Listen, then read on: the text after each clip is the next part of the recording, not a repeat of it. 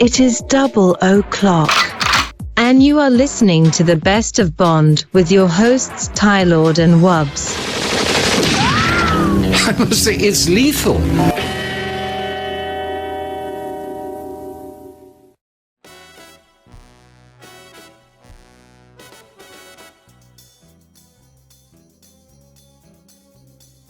Hello, everyone, and welcome back to the Best of Bond with your hosts, Wubs and Tylord, where we review every single James Bond movie, hopefully soon in the future, video games, books, music, anything Bond related.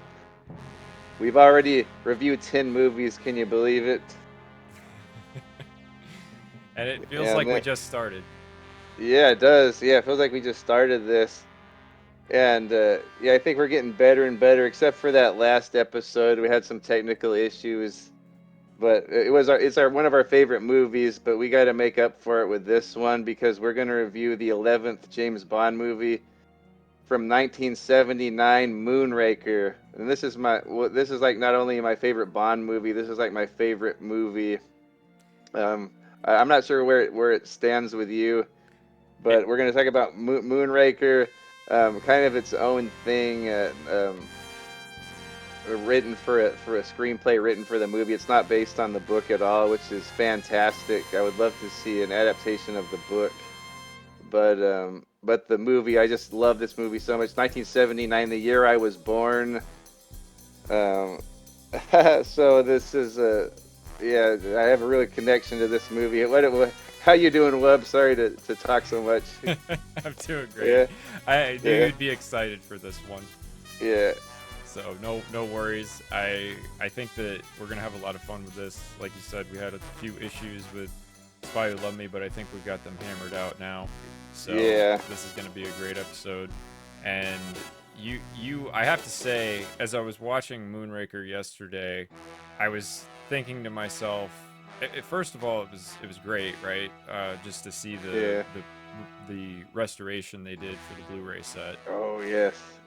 They did a great job with that. But I was watching this after watching Spy Who Loved Me, and thinking to myself, Tylord's probably on his 10th viewing of this week. Yeah. You know, as I was finally getting it in, and I forgot we were gonna do it today, and I was like, oh no, yeah. It was last night, and I was like, oh, I gotta watch this movie before tomorrow. You know, just so I could at least say I watched it right before we did the show. But I thought to myself, also, Tylord is just a man's man, and you know why? Because you are not afraid at all. You don't even hesitate at all to have a wildly unpopular opinion. You know, like I mean, you're not worried about fallout. You're not worried about judgment. You know, you're just like, hey, baby, this is who I am. This is the best movie ever. And I don't care what you think. I mean, I frankly, I don't think there's anything more masculine I've ever witnessed on YouTube. You know, like, I mean, you got it going on. I'm flattered. I'm pleased you think that. Yeah. Yeah. But so it'll be interesting to see what our viewers think about that.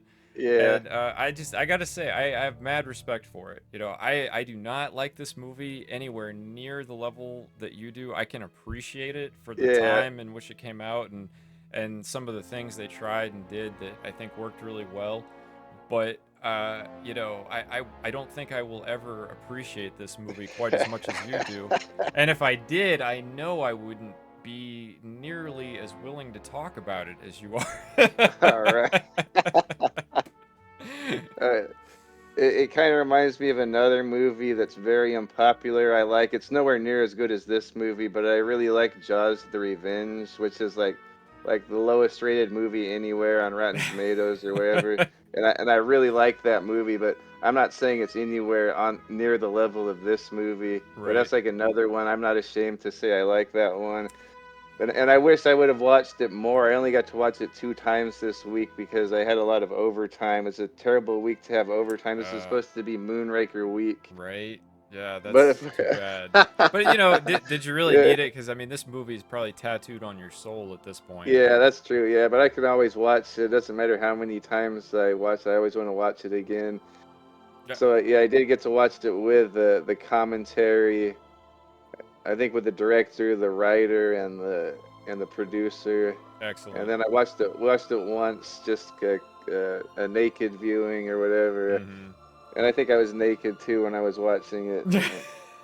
Yeah, Well, and you get to those yeah, space scenes at the end, you'll feel naked. yeah, no kidding. This movie does have what I would say there are like certain things that happen in this movie that are peak for the series, and Yeah, puns being one of them. I don't think any of the other films do the puns quite to the level of this one. yeah, they're all over the place in this, and I'm thinking we'll get to it in a bit, but I'm thinking in exotic locations it's top tier, and Yeah, probably females it's top tier. yeah. And once again, we got a few. I don't think it's on the same level as Variety for henchmen like Octopussy or Live and Let Die, but as far as the henchmen that are here are top tier. But Jaws is a lot of fun, right? I'm really yeah, glad they yeah, brought him back. yeah, I will say I do think that he was a villain worth at least 2 movies as a yeah, henchman. yes, absolutely. And then, so I guess you can imagine I have a good history with this movie. I think this was the movie I would always see the trailers of it on television, and I go, oh, that looks cool. Look, Jaws is in it. I want to watch that because Spy Who Loved Me is my favorite movie, and Jaws was in that. And he was my favorite henchman. I would dress up like him for Halloween. But for some reason, this one, I don't know why, like it wasn't at the library where we usually check out our movies.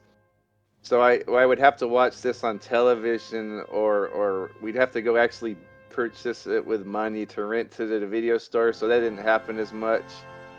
So I didn't see this quite as much as Spy Who Loved Me. So Spy Who Loved Me was always my favorite, but then this one was always teasing me off in the distance, like, oh, I want to see this Moonraker. I'd only see bits and pieces of it.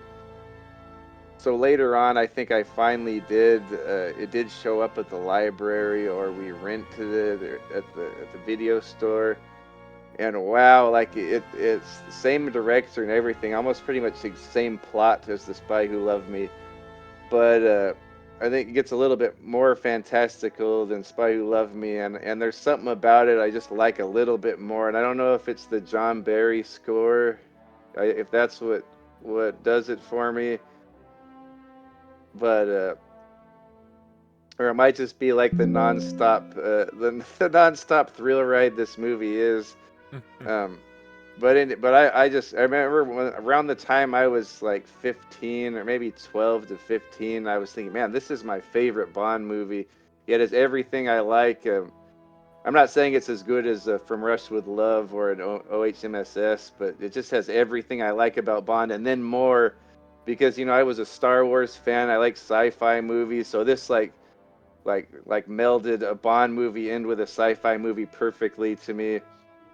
Um, so I just love this movie so much. The first half of this movie is a perfect Bond movie. The second half is like Bond in space, um, or maybe like the last half hour. Actually, it's not even that much of the movie is in space. But it's so But I just memorable, right? The yeah, space yeah, part is so memorable yes, because it's so yeah. different from every other Bond So movie. yeah, but it still has that Bond flavor. Like it almost has a Doctor No flavor or a Hmm. Thunderball flavor, but it's in space. It still has that Bond flavor. Yes. Uh, um, but anyway, what about you? What's your history with this movie, and what did you think about it up to this point? Well, like you, I didn't see this one as much. It was Yeah, probably, I'm gonna guess it was at the library where I saw yeah, it first. I'm pretty sure that would be the case. I think yeah. that's pretty much how I saw all the Roger Moore movies. Hmm. And it never hit me as hard as Spy Who Loved Me for some Hmm. reason. I enjoyed it.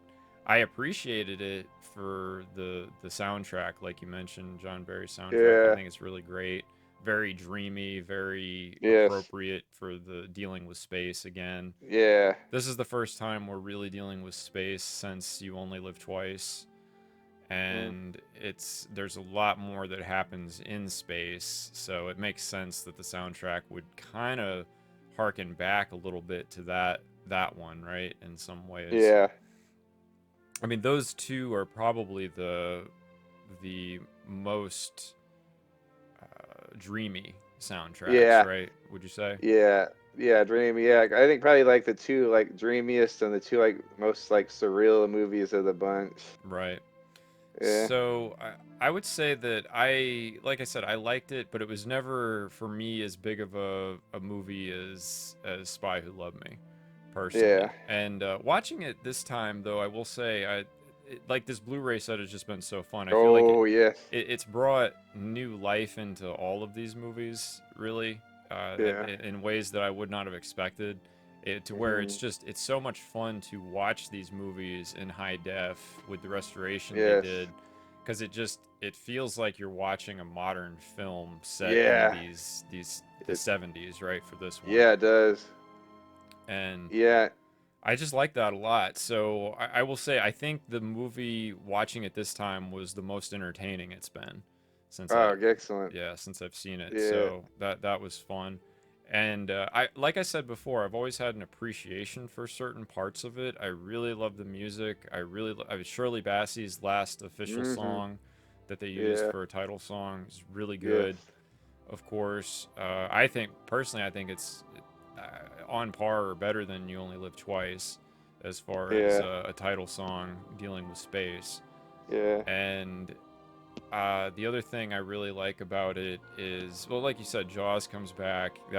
And the scenes with Jaws in this one are just hilarious, right? Like they're Yeah. They are. every scene with Jaws, they really went for the comic relief, Yeah. and I can really appreciate that.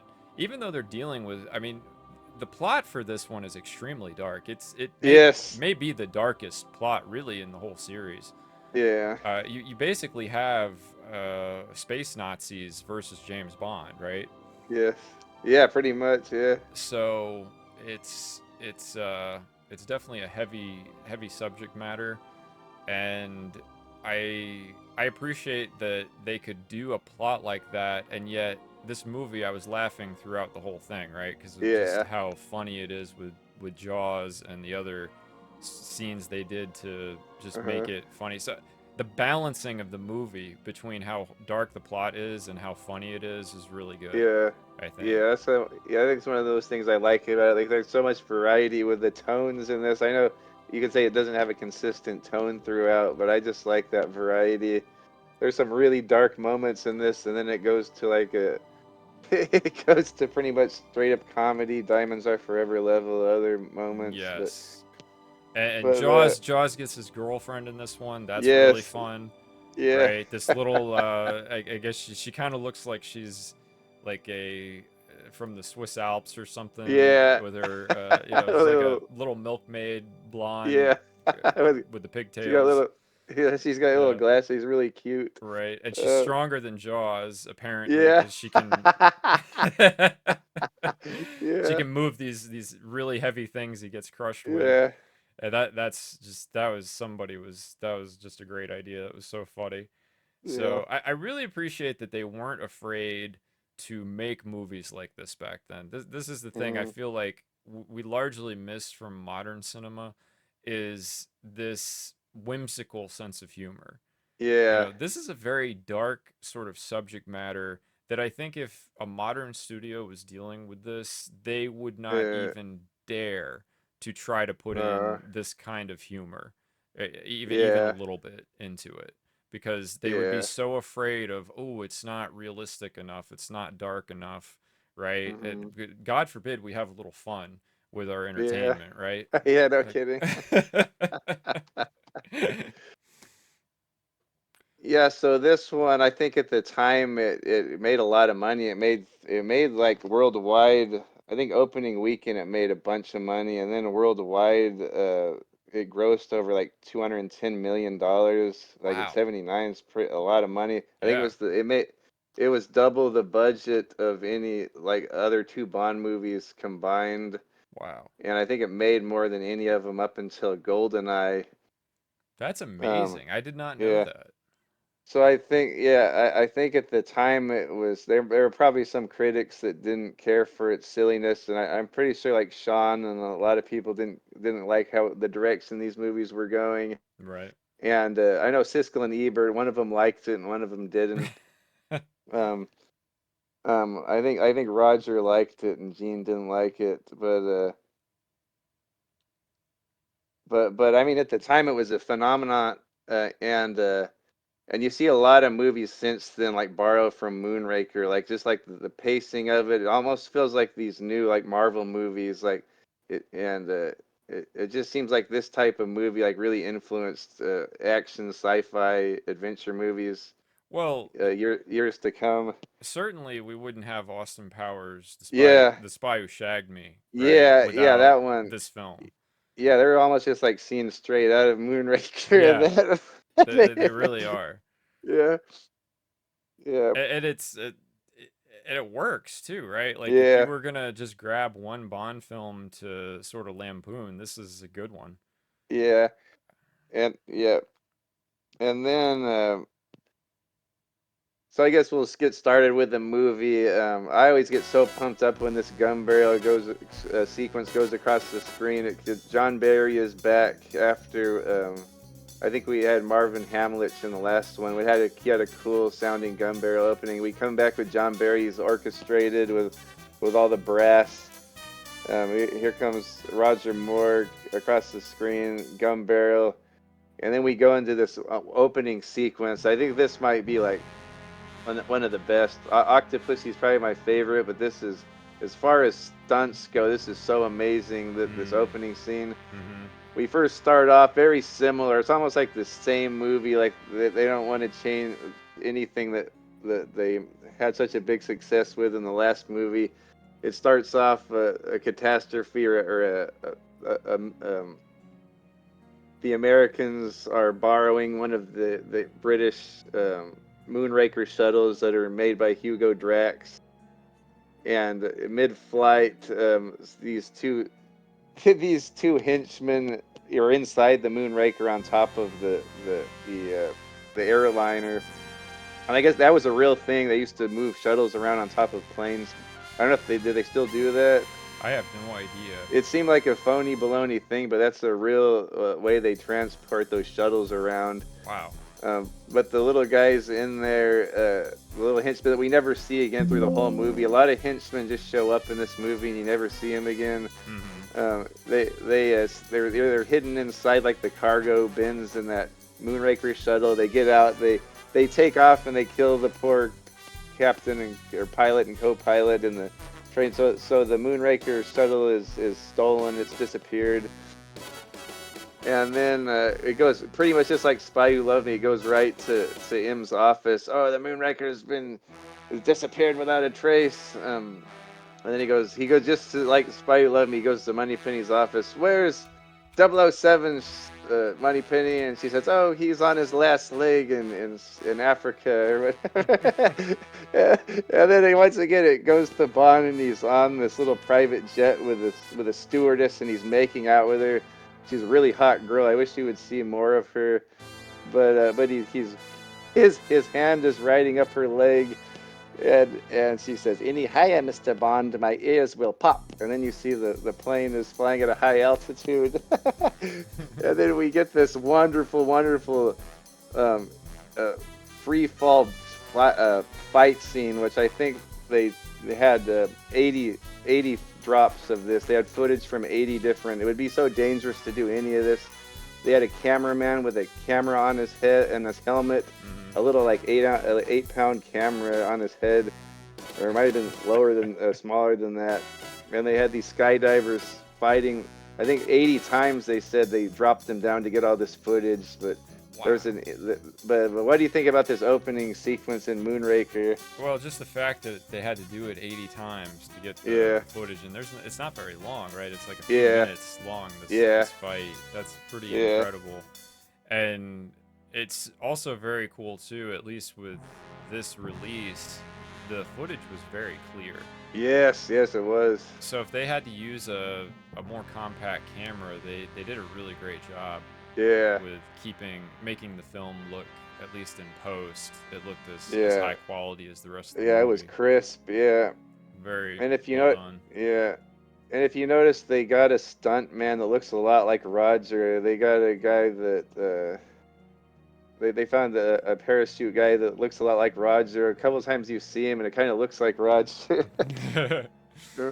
Right. Well, yeah, because I Yeah, didn't notice at all. I didn't yeah, notice yeah. him not looking like Roger. So I I think can't. that's Yeah, that's your, they did a good job.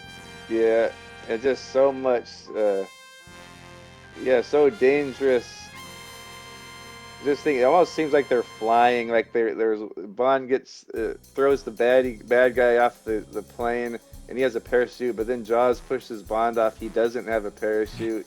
So Bond like almost like he's flying to catch up to that guy, and then they wrestle, and he takes his parachute away from him and kicks him away. And then you think he's okay, but then here comes Jaws behind them. So yeah, they had to have. I don't know how much footage you can get in one drop, but like. Well, just think of all Yeah, everything that had to happen to get those shots, like Yeah. to success, like the timing involved with each jump, Yeah, and yeah, and then also the weather had to cooperate, yes, the wind, like think of all the yeah, things that could go wrong trying to yeah, film that, and yeah, it's really an incredible sequence from that yeah, perspective. I remember I was watching it yesterday, and I was even thinking, I wonder how they filmed this, because this all looks totally real. Like yeah, it just the I guess it was. yeah, and all that the editing from John Glenn is top notch as always. Like you see like a lot of the first person angles, like you see Bond like heading towards him, and you see like his hands in front of him. And then like you even see when Bond gets pushed off of the plane, there's a guy filming him as he's falling off the plane. Right. But that's also falling, like the cameraman. I think they were saying the cameraman had the toughest job in all of this because he had that big camera on his head and it could have snapped his neck. Wow. Yeah, it sounds really dangerous, but what an amazing achievement though for that cinematographer. Yeah. That's incredible to think about. Yeah, great stuff. Yeah, Having and we to do get the 80 jumps too. That's crazy. So these were really accomplished skydivers doing this sequence then. Yeah, and I think they said it was shot up in Northern California, so I've probably flown over that same area and seen that, or I've probably driven through that. But you can't tell, everything's so high up, everything looks the same. Sure. Now, did they have a stuntman for Richard Kiel? Yeah, they had a guy being Richard Kiel was a stuntman. Yeah. Well, they really made him look like him too. Yeah, they did. Him too. Yeah. So they must have had a bigger guy and a smaller guy. I know later on they had when they were up on the gondola, when they're up on the ski lift gondolas, they had a tiny man that looked like Roger, like he was like 4'2", and they had a regular sized stunt man that looked like Jaws, fighting up on top of the lifts. Right. But I think it was a guy, a stuntman playing Jaws in the free fall. Now, how incredible is it that they actually filmed this scene, but they used back projection for the boat chase? Yeah. And they used back projection in part for the gondola, right? Yeah. And I noticed. Yeah, it was harder to notice that before, but now with these crisp new prints, like it's very noticeable that back projection. Right. That is kind of the downside of the high def. It becomes a little more apparent. But wouldn't you think if they were going to use back projection at all, they would have used it for this skydiving sequence? Yeah, I think they might have used a little bit, but it was so up close, like you just see like Roger's face, so it doesn't look that bad. It's just the sky behind. It might have just actually been the sky. So, yeah, I'm surprised. Yeah, that boat scene had back projection with Jaws a lot, which made it even funnier. It did. It did look. It kind of looked ridiculous. Yeah, before it didn't look, watching it on VHS or whatever, didn't look that offensive. But now, like with these crisp new prints, I wonder if AI later on in the future, AI could clean up stuff like that. Yeah, it may be. I would think that Yeah, that would be possible anyway. Maybe yeah, we'll get a 4K re-release of this at yeah, some point that's got yeah, the AI has cleaned up all the back projection and it just looks totally real. yeah, yeah, That'd be kind of wild. yeah. So we get Jaws is about to bite Bond's ankle with his metal teeth, and when Bond pulls the cord on his parachute, and that's another cool looking stunt. The parachute just stays there, but Jaws keeps falling. It almost looks like the parachute goes up, Yep. and then Jaws is still falling. He rips his cord, but it doesn't work. He rips it out, but his parachute doesn't come out. There we get slapstick. He's looking at the cord. He's all scared, Starts and of course, flapping his arms like a trying to bird. flap his arms like a bird. Of course, this whole movie's a big circus, so he lands on a circus tent. This whole thing, I feel like this Yeah, intro yeah, really yeah, gave you a taste of what the rest of the movie was as far as the yeah, tone. It's like the yeah, stakes are really high, but we're gonna have a fun yeah, time along the yeah. way, right? So we're gonna have a Yeah, lot of laughs. yeah, and it goes right from the silliness. He lands on top of the circus tent. I guess they had a lot more footage filmed. Like they had a whole circus team and acrobatic sky or high beam acrobats doing how do you say it? Oh, like Doing their yeah, doing their stunts and stunt. I guess they had a whole crowd and everything. And I think they even had footage of Jaws like getting up after that, but they never used it. I think it's lost the footage. hmm But uh, but Jaws lands on the top of the tent, and then we go right into the wonderful Maurice Bender opening title sequence, and it kind of changes tone right here from really wacky and silly, and then you get this kind of dreamy, kind of sad song. And I just love that transition right there. You see like clowns falling and acrobatics falling, and Roger Moore's there with his parachute, and then it goes into that beautiful song with all of oh man, and they got some wonderful models for this one. I don't want to perv out again, but this model they have here on the opening has pleasing protuberances both front and back. That's I got that from a Bond novel, but man, the model they have do yeah, Yep.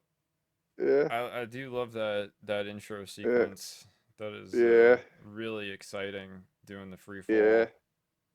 yeah. Yeah, I And have a. yeah, the title sequence, I gotta say, the title sequence I don't think is one of the stronger ones. Oh yeah. For the just how it's Oh, filmed, just but yeah for the visuals. yeah, for how it's filmed, but Yeah, I do love the song yeah, and that. So, and by this point Maurice has done so many of the yeah, intros. It's kind of like, well, what else is there to do? yeah. And I think once again he did it last minute, like a day before the premiere. They were saying hmm on the commentary. Well, No, all the yeah, great artists are procrastinators, right? yeah, They don't they yes, don't produce unless they're on a clock. So, yeah, yeah. yeah. Well, what do you think about this title sequence, though? I wanted to ask you about it because to Oh, me, it I just like didn't it just hit just as just hard. for the girls, I guess. So Mm, Maurice always brings the best girls. right. But yeah, I don't know if I don't think I like it quite as much as The Spy Who Loved Me. Yeah. That I think But that's the main thing. It's like I was yeah, comparing it too much to Spy Who Loved Me, which I think is just yeah, kind of peak I for just the like all of intros. yeah. You see a lot of like the models too. Like you see them, they're not silhouettes. Like you actually see their faces. I don't know if it started with this movie. I know later on you would see that a lot more. Like you'd see the actual model, like her Hmm. face, Right. and Well, we started that with Live and Let Die, right? yeah, that's right. Yeah, Live and Let Die did it too. Yeah, yeah. You could see actually see the models, like their faces. And of It could have course, happened. we're gonna see Yeah, Sheena Easton in the next one. yeah, yeah. That'll be the first one we actually see the performer, huh? Yeah, it's the only one, right? I Yeah, think. I think so. Yeah, Yeah. yeah. That's really different. It was kind of cool. Yeah, yeah. But as far as the song go, like I said, I think when we did our top five Bond songs, this one was on the list. I just love this song. Hmm. Um, my wife ordered for my birthday the La La Land Records like restored complete Moonraker soundtrack. Can you Oh, believe that? Like I've been wow. waiting for that my whole life. I love this movie soundtrack. I love the song. Um, Cool. oh my gosh, you can't imagine like every little cue in the movie that was out of the old soundtrack. Every single little cue. I don't know how they found it, but it's in there, all restored. Um, Now, is this a it CD? it's a CD, two disc CD set she ordered for me, Wow, that's cool. and I So can't wait. are they doing this Yeah, for all the films? they've done Live and Let Die. I want to get that one. They've done Man with the Golden Gun, I think, and License to Kill. I'm not sure. They've That's done a few of them. Octopussy is one that I'd like to get to. that is awesome. So this La La Land Records, I can't wait to listen to it. I've been listening to little bits of it on YouTube. I actually found this guy that reviewed it on YouTube. I'll shout him out. The Hildebrand man, James Bond reference in his name, so I know he's a big Bond fan. But he reviewed this and like he was blowing my mind. I've been waiting for this my whole life. A complete album of the soundtrack because there's a lot of stuff in the movie that's not on the old release, and this new one even has unused tracks that were not in the movie. And I didn't know this, but John Barry was not pleased with how they did his soundtrack, his scoring on this Oh, really? because and I would have never thought that because this is like one of my favorite movies as far as music goes too, like my favorite music. But there's a lot of stuff that was not used, and it sounds really awesome. I can't wait to listen to it. It doesn't have the Frank Sinatra demo that I think we mentioned before. That I don't know if it exists or not, but it does have a Paul Williams demo, and it's awesome. I don't know if I sent it to you. Did you hear that? I don't think so. So it'd It's be interesting to. I don't know if we yeah, can include it in the video or not, yeah. or a cover of I it. might yeah. I might try to. I love this song so much. I always play it on my guitar, but it sounds kind of gay for a man to sing it. But the Paul Williams one is a totally different lyrics. Yeah. Like it's real. I really like it. I've been listening to it all week, but so I can't wait to get the CD. I can put it in my car and listen to it. But there's two versions. There's like a fast version and a slow version, and then of course it has the Shirley Bassey song, and which is better, of course, and then it has the fast disco version. So I can't wait to get this this La La Land Records complete Moonraker soundtrack. But anyway, but yeah, but as far as like the music in this movie goes.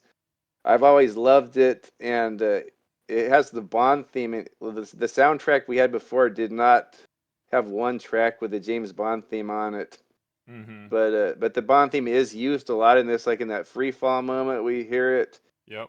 We hear it. I like it when he's sneaking around trying to follow Dr. Goodhead Mm-hmm. in Venice. We hear it almost goes back to From Russia with Love or Goldfinger. It has like the plucking, like I don't know if it's a violin or a harp. The Bond theme is like it sounds a lot like the old school Bond theme when he's following around Dr. Goodhead. Yep.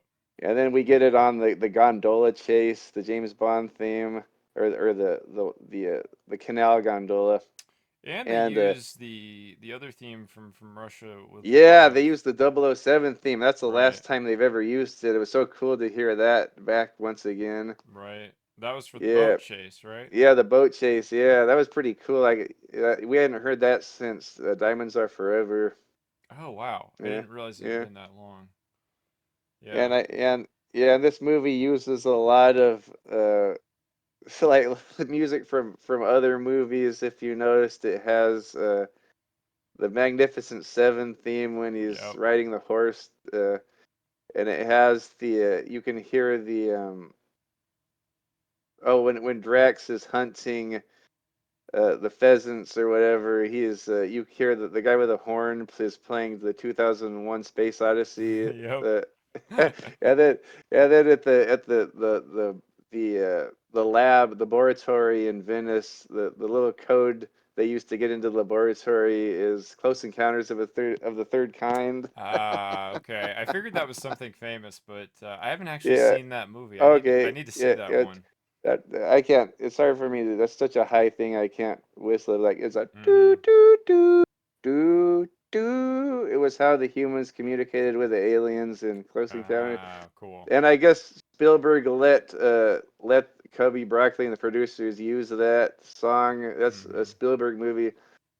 And so later on, he was able to use the James Bond theme on Goonies. Ah, okay. Data had Data had the the cassette player with the James Bond music when he would like yeah, yeah, Nice. yeah. But anyway, so the music in this, love it. Any thoughts on the music in the movie overall? Just what I mentioned before, right? It's a very Yeah, dreamy soundtrack, like You yeah, Only Live Twice. yeah, I enjoyed it for sure. It's very yeah, different from most of the yeah, others for that reason. yeah.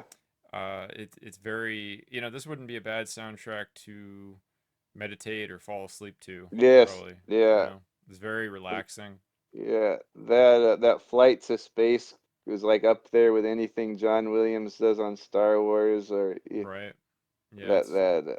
Yeah, it's really good. it's very cool. John Barry, of course, does a unique his own unique vibe on or take on Y- space, right? Yeah, yeah.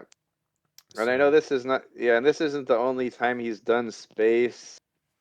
This is my he did the Black Hole, and that movie I kind of don't really care for it all that much, but the soundtrack in there, John Barry, it almost sounds like Moonraker. I love that soundtrack yep.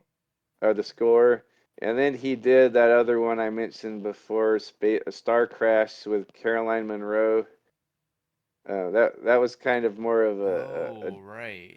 yeah, that one was pretty good too. For such a low budget, like corny B movie, it had like a really good soundtrack.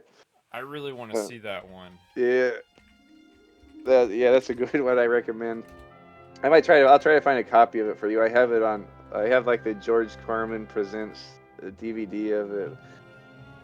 I just got to find a Blu-ray. But anyway, so great spacey music from John Barry. Um, I guess we'll get onto the plot. This is like one of the most. This plot is kind of dwarfs every other plot in any Bond movie or the villain scheme. We'll talk about it in a bit. I just want to go back to reading it off the back of the VHS tape. I have the MGM home video here. Um, and this kind of sums up the whole movie, what we've been talking about here. In a decade when movie fans packed theaters to see hits like Star Wars, it seemed only natural that the world's foremost special agent should also blast into space. Moonraker took James Bond beyond the stratosphere, breaking all-time box office record for a Bond movie. And this was probably printed before GoldenEye. Mm-hmm. Roger Moore, suave and resourceful as ever, stars for the fourth time as British Agent 007. Once again, he's surrounded by a bevy of beauties, including Lois Childs as lead stunner Holly Goodhead, and some nasty heavies, especially 7'2" arch nemesis Jaws, Richard Kill. Jaws carries out the galactic scheme of powerful, mad aerospace magnate Hugo Drax, Michael Lonsdale. Think of Moonraker as Bond flung from an airplane without a parachute, which indeed does happen. It's a breathtaking spectacle that globe hops to exotic Venice, Rio, and Central America, then tops itself with a finale of whiz-bang gadgetry and firepower on a high-tech station in deep space. Wow. So there's a lot to talk about the plot in this. What do you think about this over-the-top plot Yeah, in Moonraker? I love the plot, and I think that it's still very actually in some ways I think it's more relevant today than it Yeah. was in 1979 because this movie, let's be honest, this is basically James Bond versus Elon Musk, Yeah. Like if he had, yeah. right? I mean, Yeah. and I don't feel like that's an overstatement, really. I mean, I mean, it is obviously like Drax is obviously super evil and Yes. everything, right? But Yeah. they're basically trying to do the same thing. They want to go to Yeah. space. They want to take over, and dominate space, pretty much. And I don't think either of them care too much how that happens, Yeah. if we Yeah. really do. But I'm not. This is just my opinion, but and I Yeah. don't know, not to be too political Yeah, or I whatever. was thinking, yeah, I was thinking about since Elon's been so popular over the past Hmm. so years. I think I always think of Hugo Drax. Yeah, yeah, Yeah. But anyway, kidding yeah, aside, yeah, anyway, I just thought that was sort of funny. I don't think Elon yeah. Musk is as evil as Hugo Drax or anything Uh, like that, yeah. really. But it's just sort of funny. We got all these billionaires who are, kind of hell bent on going to space. Yes. And having seen this film, I do kind of wonder why. It does Yeah, give no me a little kidding. bit of pause. Well, what if this movie sees the future? Right? Yeah, that's okay. James Bond will be there to save us, Well, yeah. right? Yeah, Yeah. if we have a James Bond, If we have a James Bond or a Jason Bourne, yeah. yeah, yeah, or Tom Cruise. Tom Cruise will definitely be there, right? He'll never Yeah, die. yeah, he'll be riding on the outside of the rocket. Yeah, Yeah, no, he doesn't need like any kind of pressurized suit or yeah, oxygen. He'll just hang on with his fingertips. He'll be 90 years old hanging on to yeah, Elon's no rocket. kidding. Yeah, He'll find a way. yeah. Yeah. But yeah, but as far as his plot goes, this whole movie is one of those Bond movies I really love, where it starts off kind of small and it just gets bigger and bigger and bigger until it gets to like the biggest scheme you can ever imagine. Um, I'm not too crazy about like how he has to steal back. It seems kind of silly, like he has to steal back his own rocket, and he just kind of explains that later on. Oh, one of mine stopped working, so I had to steal it back. But that was like the thing the whole movie was based on, was him investigating the loss, the theft of the Moonraker. But I Hmm. mean, I like how where it takes him. It takes him to California to that cool facility, and he's getting clues there, which lead him to Venice, and then to later on he goes to Rio de Janeiro, Brazil. So every place in this is so photogenic.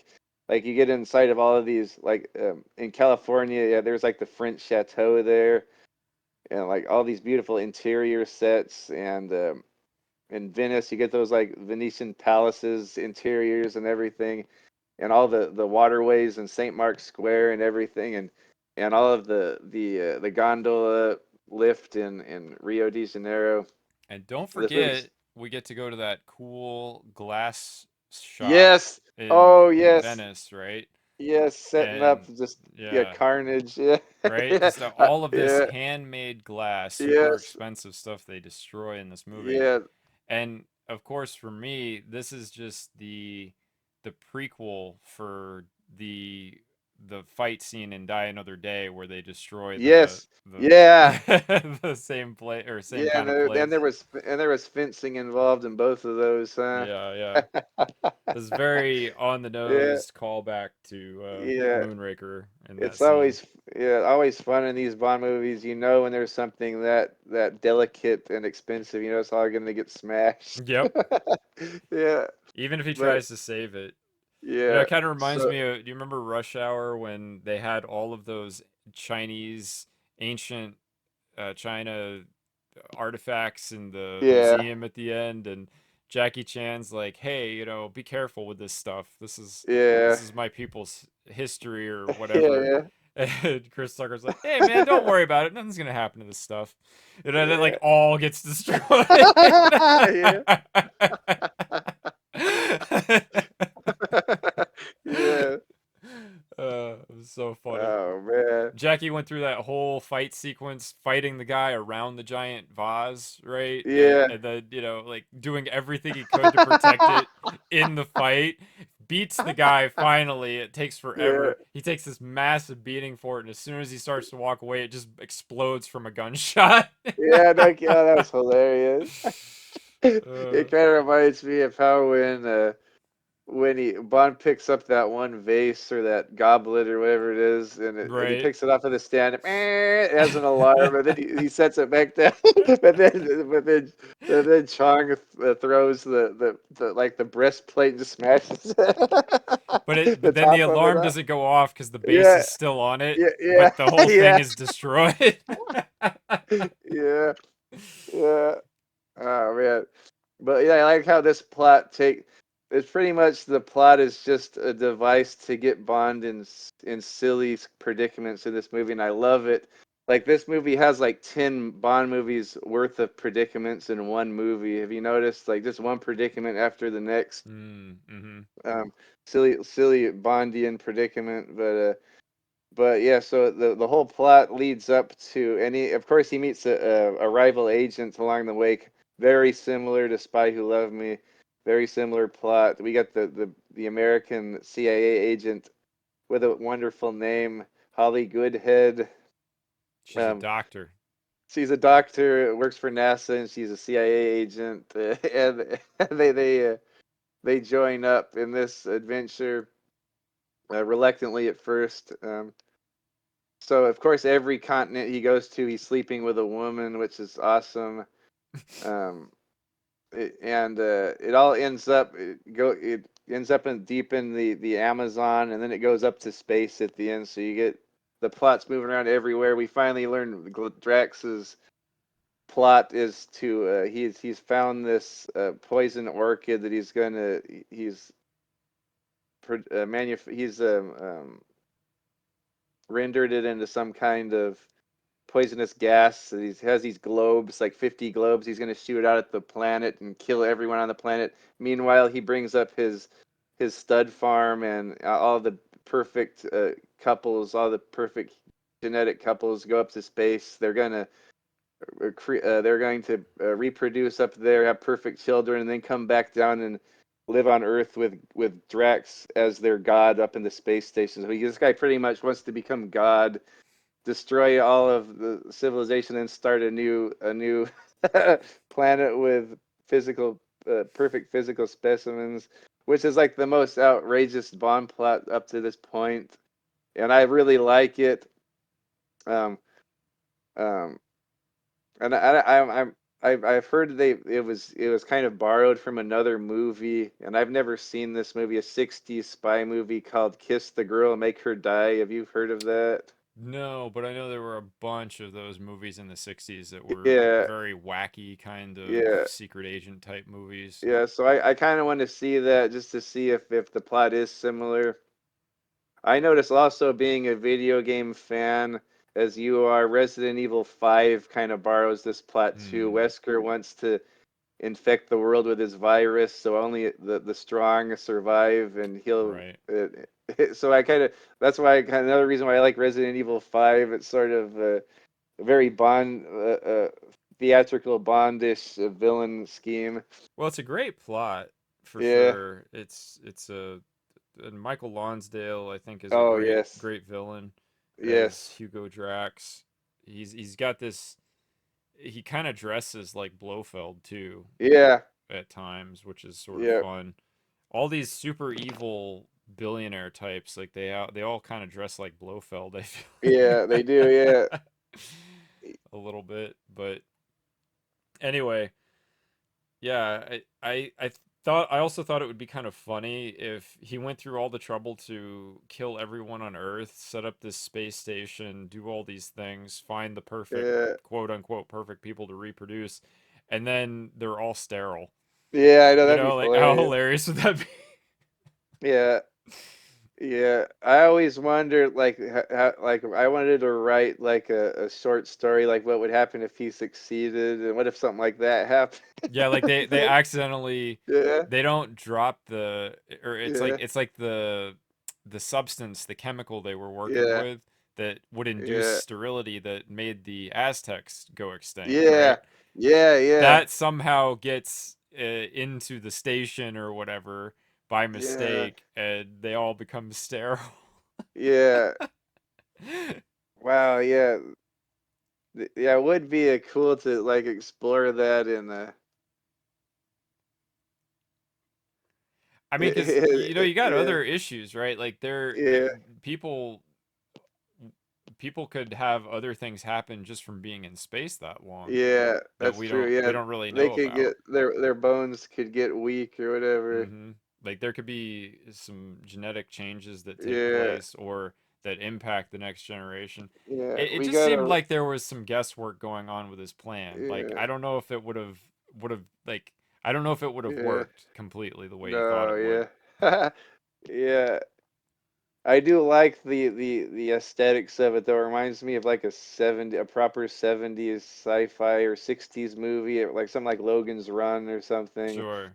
The The the sets space were station. good, right? Yeah, The yeah, sets yeah, were yeah. awesome. We got Ken Yeah, all, Adam Ken doing the Adams, sets. yeah. Yeah. Yeah.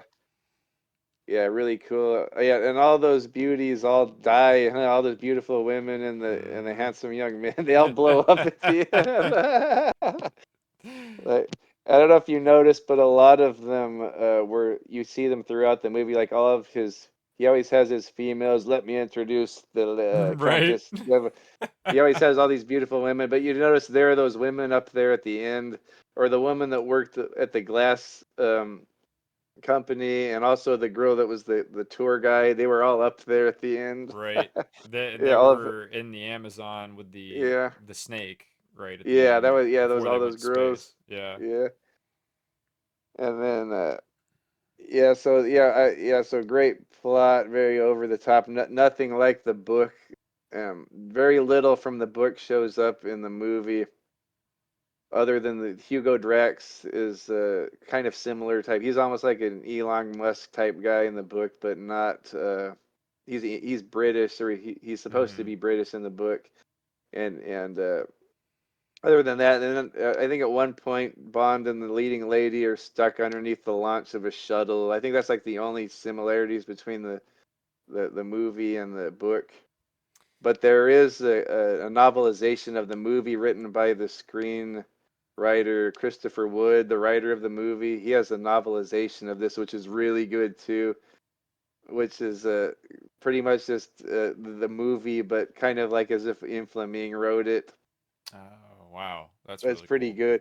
It even has this cool scene at the end, like Bond's he needs to get outside of reminds me of something from a video game. Like he has to get outside the space station and crawl over to another area. And then as he's doing that, he's looking in the center of the space station, and there's like an orgy going on with all of Eh. those like in zero gravity. Wow. Yeah. So I can see why that didn't make it to the movie. The movie has a lot of gratuity in it, but it's all PG. Like you never actually see him sleeping with a woman. Right. Um, yeah, great, yeah. But anything else about the plot you want to throw in, or you want me to move on? No, I think that's good. Okay.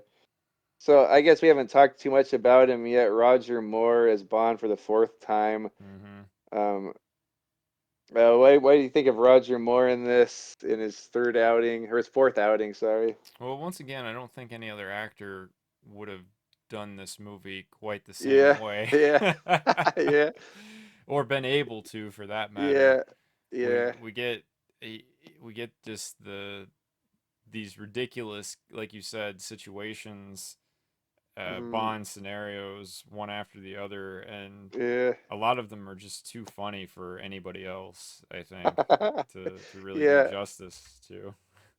I always want to try to imagine Sean Connery or Lazenby doing any of this, but I just can't. Like, Yeah, I don't think it would have worked very well. yeah, Not with the tone they took with yeah. it, It right? would have been a little different. Even Diamonds Are Forever, Sean Connery. I don't know how it would have played out with. I will say I would have Yeah, really liked to have seen this plot with Lazenby. yeah. Just that if they had done the movie with a darker tone, I think You know, it you know. could have been awesome. Yeah, you know what? I do kind of think I do kind of see Lazenby pulling off a lot of this. Hmm. It wouldn't have been as funny, of course, Yeah, yeah, but the idea of Lazenby fighting space Nazis just sounds awesome. yeah. Oh, yeah. He could have been there if he hadn't had taken bad advice from his agent. That's right. Yeah, And then we wouldn't have had, but If that had happened, we probably Yeah, wouldn't have Roger Roger. Moore at Yeah, all, so I'm kind of glad. Yeah, and we also probably wouldn't have Austin Powers. yeah. I, I don't know. I think a lot of his look kind of comes from Lazenby, Austin Powers. Doesn't he wear the poofy shirt? That's true. That the Yeah, poofy shirt definitely does, but yeah, the entire second movie is like all Moonraker. yeah, yeah. No kidding. Yeah, you're right. Yeah, yeah. And I don't think they were looking for a new Bond at this point. He was still solid in the role. I know after this movie, it was kind of iffy whether he was going to come back or not. hmm But I think after Spy, like, there's no one but this guy that's going to be Bond.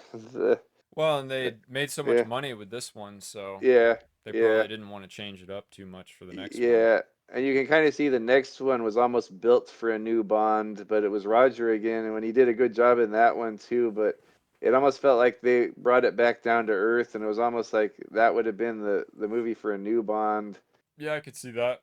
Yeah, But he does a good but job with the next one too. yeah, oh yeah, yeah, he keeps going on, going on. You could tell like he was super popular back then, like how late into his life he kept playing Bond. Uh, He'd already been doing the Saints and the Persuaders before he was Bond. I Yep. think he was in movies like in the 50s. Um, yeah, so I was happy to see him. I like all of his one-liner. Also, once again, I noticed a lot of the physical stuff was actually Roger. Like everyone gets says, "Oh, it's always a stuntman." I do see a stuntman a lot, but a lot of like the fighting and fencing and whatever, and getting tossed around and Jaws picking him up is a hmm lot of times it's Roger. That's right. Um, yeah, so I like him as good as ever. That's the thing I love about this movie. It's like a Star Wars sci-fi movie, but with Roger Moore. Like he just plays it so cool all the time. He's way cooler than any Star Wars character. I'm sorry. I love all the Star Wars characters, but Roger Moore's Bond is way cool. And it's almost, and they even show some vulnerability from him. He shows some vulnerability. Usually Roger is never, he's always invulnerable. That doesn't get, barely gets his suit dirty. But of course that centrifuge scene when he's about to die in the centrifuge G testing scenario, like he gets effed up and he doesn't say any one-liners after that. um, um, I, I like to see Bond cool and never in trouble and not mopey and beat hmm up all the time. But it's Right. cool to see like he is vulnerable, so there's something to be scared of. Um, but um, but I always thought that scene he could have. I think my buddy pointed it out after Collie Good had pulled him off of that centrifuge. He was all like dizzy and disorientated. It would have been funny if he said, "We should go for a spin sometime." But, yeah, but no, I love Roger. This is my favorite movie, so of course Roger Moore. I love him in this. Um, but I guess we can get on to the ladies in this, and there's quite a few beauties in this. Oh, just, once again, like Spy Who Loved Me, they just are like set decorations. There's a beautiful women like in big roles in this, and then they're just all over the place on top of that wherever you look. Um, from like the stewardess at the beginning and the plane, so everywhere he goes, the tour guide everywhere he goes. There's a beautiful women, but I guess the first major one in here is like one of the oh, I can't believe I've forgotten to mention her before, but Corinne Clery that plays Corinne in the movie. The one of Drax's helicopter pilot. There's no short of beautiful women that are helicopter pilots in Bond movies, Right. but we got Corinne, a beautiful French girl. Oh wow, she does it for me, but she has kind of a tragic ending. But what do you think of Corinne? Yeah, I think you summed it up nicely. She's a really beautiful girl, but her ending is kind of sad. Yeah, But yeah, she actually helps Bond, and Drax discovers that she's helped Bond, yeah, and yeah, it's just kind of unfortunate that he couldn't have helped her or Yeah, gotten her and to safety. yeah, and he never even knows what happens to her. He's off, Yeah. gone. But yeah, but what was I gonna say about Corin? Yeah, he's kind of a Sean Connery type thing where he with all of his charm, he turns her over to his side. It's not that it worked out good for her at the end, but kind of Connery, how he kind of persuaded her with his charm to turn on her own uh, employer. Um, but I did one of the music little cues in this I really like is it's really scary and depressing, that scene where he sends the Chong sends the Rottweilers out and she runs into the woods, Yeah, it and it is. feels like a horror movie. Very scary. Like that's one of the dark moments in this movie that really feels out of place, but I really like it. Um, Well, it was well but that, filmed for sure. yeah, yeah, yeah, really depressing. See, the poor pretty girl's gonna get chomped on by Rottweilers, or no, by Dobermans. They were Hmm. Dobermans, right? I don't do dogs, so Yeah, I think they were Dobermans. Yeah, yeah. but they were very well trained dogs. Like he would throw the meat in front of them, and then they wouldn't eat it, and then he'd snap his fingers, and they'd eat the food. Right, but right. but that music, I like that music when she's being chased by the dog. That's probably one of my favorite cues from the movie. It has that, that old chant, that old monk chant. Is it called Diaz Ires? Hmm. Like you hear it in a lot of movies. It always represents death Sure. or judgment or final judgment. It's like it goes dun dun dun dun dun dun dun. You can hear it within that little track right there. After California, we move on to Venice.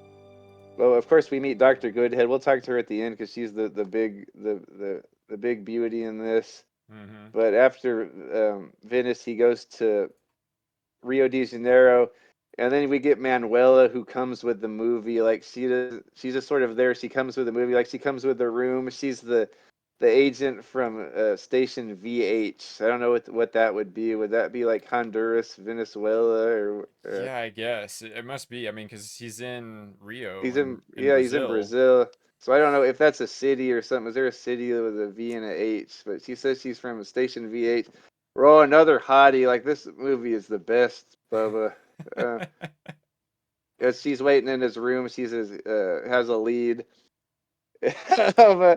Uh, and then he has this beautiful room in Rio, and they're gonna go check out the warehouse, Drax's warehouse in the Rio, and they're gonna wait till dark.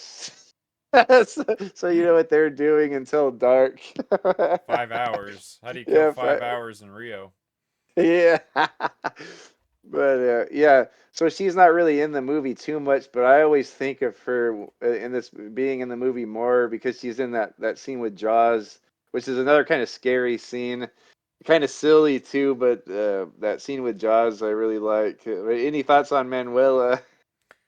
Yeah, no, I think you summed her up well. Yeah, Yeah, she's very memorable for the time she's on screen. It's yeah, too bad she wasn't in more of the movie, but it is great yeah. that at least Roger was able to save her. Yeah, that's what I was. Yeah, I was worried about that at first because poor old Kareem, he couldn't save her, but he was able to save Manuel at the last minute. As that parade was going on, and that really takes me back to Thunderball with the junk canoe. Hmm. They have that big festival going on, and I guess they taped it a year before then, like the wide shots, and then they redid it later on, like they did their own parade, sort of like Thunderball to film that.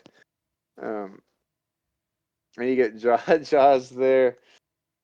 Yeah, so yeah, I think that's the end of Manuel for the movie. But then we go on to I guess the big one of the movie, Dr. Goodhead, Lois Childs, and I just remember me saying she's my favorite Bond girl, my favorite movie, my favorite Bond, my favorite Bond girl. I do remember that, and Yeah, since then I've thought, And watching it again, I've Yeah, wondered why you didn't talk more about Miranda Frost from Die Another yeah, Day, yeah. I don't know why either. Yeah, that's because another good one. they're Yeah, both running about the same temperature, I'd say. yeah, yeah. I say yeah. No kidding. Yeah. If that's your type, I think, you'd really like Miranda Frost. Wow. Yeah, but I mean, at least she puts out. Well, Um, true, but yeah, there's a lot of back and forth. Maybe that's what it is. You just yeah, like the chase. You like the process of thawing, yeah. Because she's kind perhaps. of hard to get, but Yeah. I like how he can get her anyway, even though she's hard to get. But Unlike I think she, Manuela, where all he has to do is ask, "How do you kill yeah, 5 hours in Rio?" yeah. Yeah, it takes a while, but he does get her, and I think he probably gets her 2 or 3 times. Yeah. But she's just so gorgeous. I love how her look, Hmm. that actress. And I've only ever seen her in like one other movie, that Death on the Nile, and she's really good in that.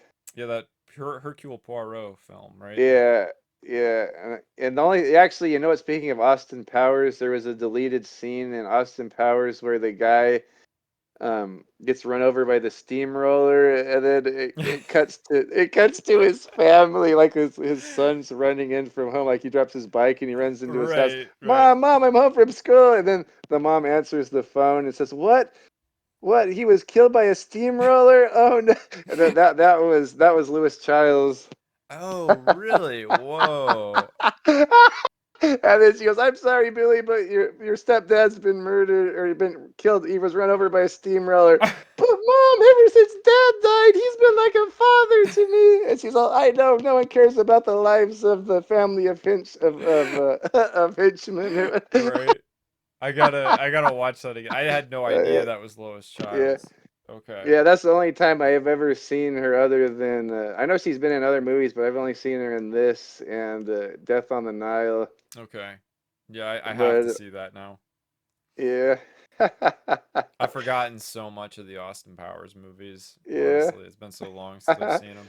Yeah, well, that was a deleted scene, so it wasn't in the movie. I have seen it before though, so I Yeah, remember watching that. Must have been on the yeah, DVD or at the yeah, end.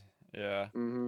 yeah, They should have kept it in. It was hilarious. yeah. It is. Yeah, and also there was another one too. The guy that got his head chewed off by the ill-tempered mutated sea bass. It goes to like his. He was gonna have a bachelor party or something. They were at a bar and Rob Lowe's there, and he answers the phone, and they're about to like have a toast to him or something. Yep. I remember that. I remember that. He's like, you won't be making it. He was decapitated by an ill-tempered mutated sea bass.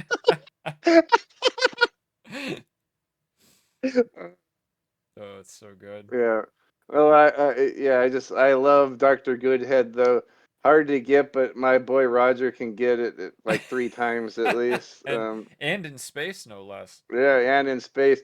Yeah, kind of cold and hard to get, but very beautiful. And if you notice, like her mannerisms, she's very feminine and flirty. I just love Right. her little movements. Well, And it was fun watching. This is one where they were a little more on the nose with the feminism stuff, as far as yeah, her being a doctor and how yes, he assumed that the doctor was going it to was be a a man. man, and Yeah, a woman. right. Yeah, But it was fun the yeah, way they did it, though. It was a yeah, amusing kind of back and forth flirting they had yeah, going on there, yeah, so it worked well yeah. for sure. And then yeah, and I think this is the first time we ever see. Oh no, other than Tracy, like she kind of does a little butt kick, and she does a couple judo throws and throws out a little roundhouse right kick and a big Hmm. uppercut. She has that fight on the space Yeah, station yeah, where she takes down like yeah, two of them, right? yes, yeah. She gets yeah, the what was it? The radar jamming Yeah, yeah, room, and I didn't know this, but I read on I don't know if it's true, but it was one of the trivia's on IMDb. The little device she was messing with to unlock the jamming system or whatever the heck it is, right. technobabble. that little device she has is the same thing Princess Leia is messing with on Empire Strikes Back. Like when she's trying to fix the. I didn't notice that, but you think that's true?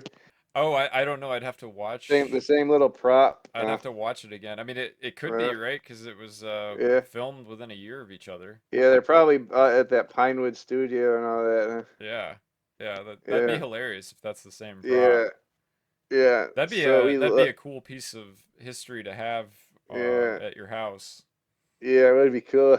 if I that's think I true. have. Yeah, yeah, I think I have her autograph. One time I was at a con and I got, I don't know if it was the one where I got Richard Kill's autograph. Like he was there. I actually talked to him, Hmm.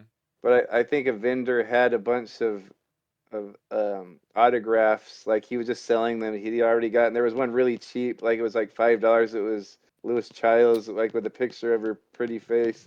I think Nice. she's in her space outfit. And I go, I'm gonna buy that. That's my favorite movie right there. I have an autographed picture of her. We'll take a photo of it and put it up on the Yeah, video. yeah, yeah. I'll go get it. I gotta remember to go get that. Yeah, that because And that would be yeah, awesome. And add your Richard Keel one too. yes, yeah. Oh man, that was so cool getting that. I have a big Moonraker poster with it. He signed. Hmm. He took a picture of me like choking me like how he chokes Roger. Yeah, that's Yeah, fantastic. I love it. yeah. But Uh, before yeah, I'll go ahead. oh, it's great you got to meet him before he Yeah, passed. yeah. But before we get to him, I want to get to his lady. She's not really a Bond girl, she's a Jaws girl. Right. Her name is Dolly in the credits, but I don't think they ever call her by name in the movie. We talked about a little bit. Kind of looks like his little cute little Scandinavian maiden or Hmm. something. Yeah, With Blanche Ravelek, right? yeah. Oh, and what a looker too. Jaws found a good one. Right. Yeah, Um, she's adorable. yeah. Honestly, I think she's as cute as any of the other girls in this movie. Yeah, no, I agree. Yeah, I think I did. There's the big controversy, the Mandela effect, where everyone says she wore braces. That's why she's attracted to Jaws. Do you ever remember her wearing braces? No, I don't. I don't either. Actually. I just remember all my friends, people back then would say, "Oh, Jaws' girlfriend has braces." Like when she smiles, she has braces. But I never remember seeing her. It's some sort of Mandela effect thing. People say they Hmm. remember her having braces, but I'm telling you, I wasn't looking at her teeth at that moment. Yeah.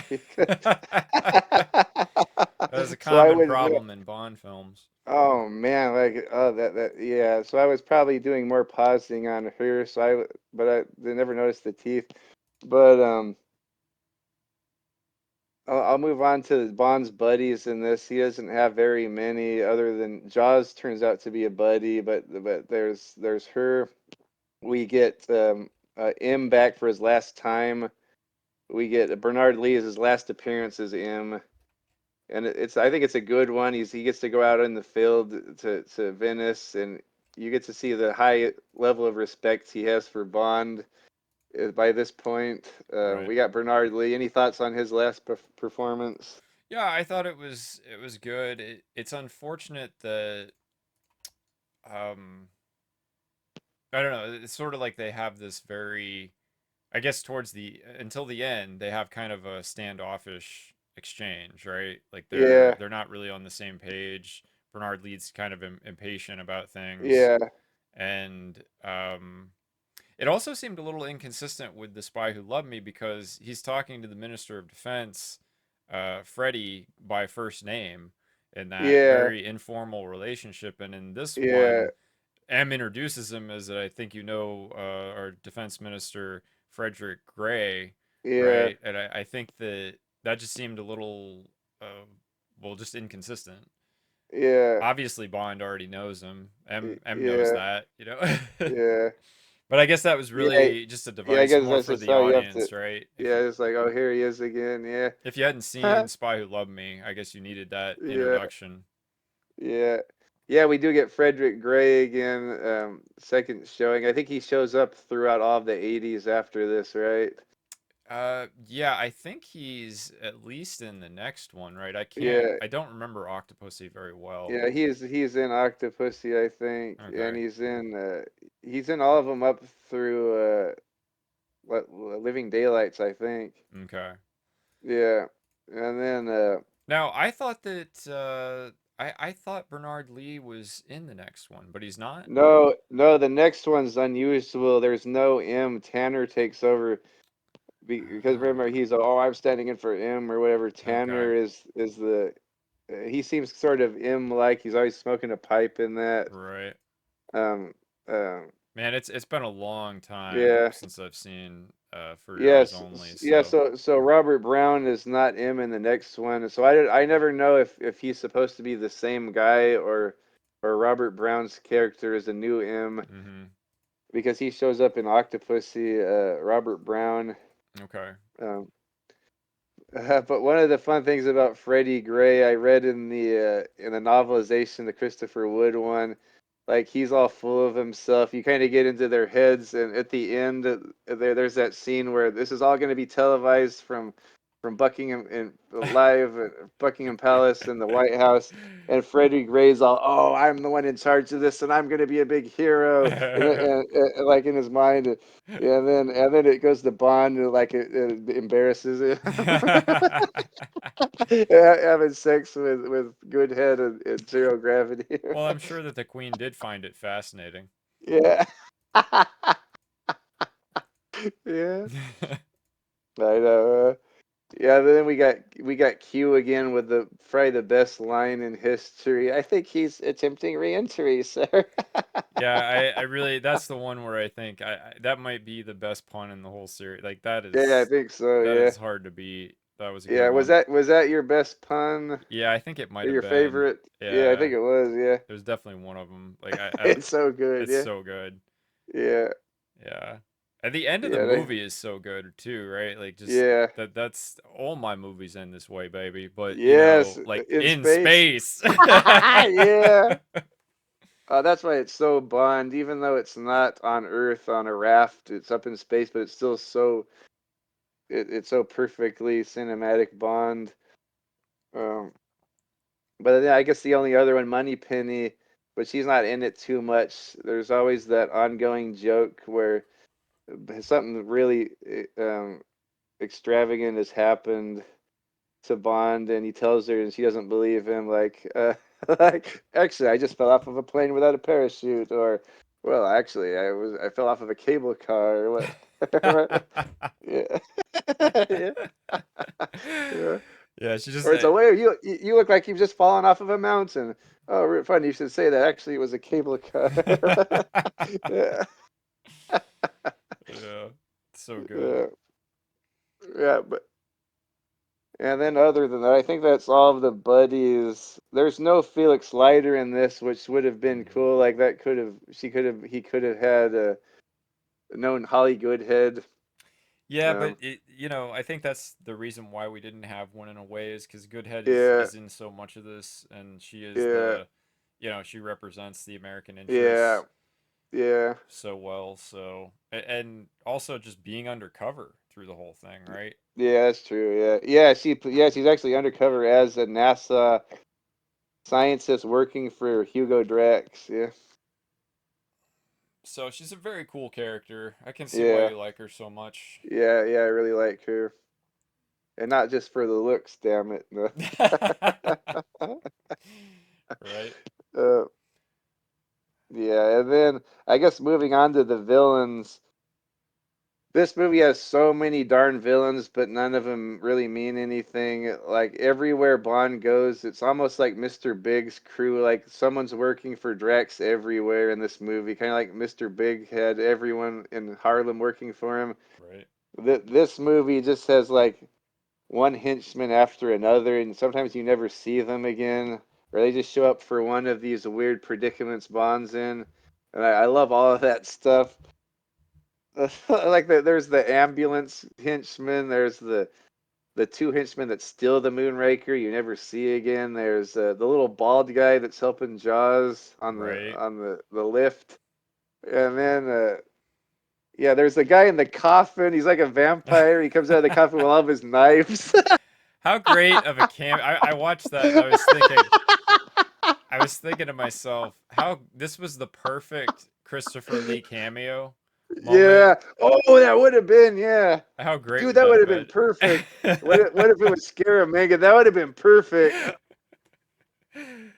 And this movie was just wacky enough. They totally Yeah, could yeah. have done that, and Yeah. it would have been fine. Like it would have just been Yeah. added to it. Yeah. I guess that guy was the special effects guy or a props guy that did that.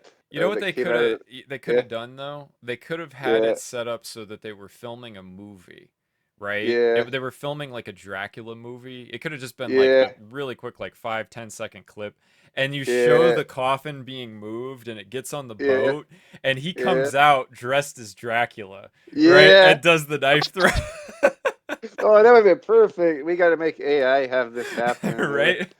yeah, and yeah, and then there's like mobster looking guys inside the hearse or the floating hearse with like Tommy guns shooting at him. hmm And then there's other boatmen trying to kill him. By the way, Um, this was a precursor to Indiana Jones and the Last Crusade, yeah, the Venice boat chase. yeah, yeah. You're right. Yes, yeah. And I guess it would be tough to. I guess the speed limit is so low there. I'm surprised they were able to get to do this. And Um, Indiana Jones, the that boat chase, I would say that's up there for me. yeah, It's not I love that. not as Yeah, good as Live and Let Die, but it's still great. yeah, it's good. Yeah, I love that. Yeah, yeah, I love that movie. I saw that at the show when I was a kid. Oh, that's Last awesome. Crusade. Yeah, Yeah. I never saw yeah, that in a theater. I saw Temple of Doom in a theater yeah, on a like yeah, a rerun retro thing they did, yeah, but I'd love to see the others sometime in the yeah, theater. Of the yeah. original trilogy. No, I haven't seen the other two. I'd love to go see a rerun of those. I always miss it. They play a lot over here at the State Theater, but I haven't ever caught it. I'd love to. Yeah.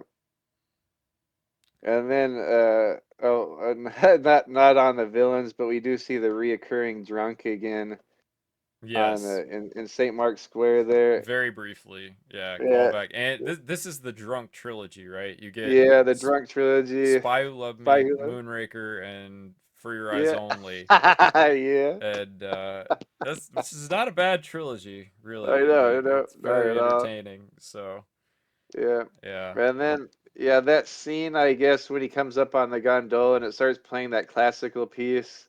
Mm-hmm.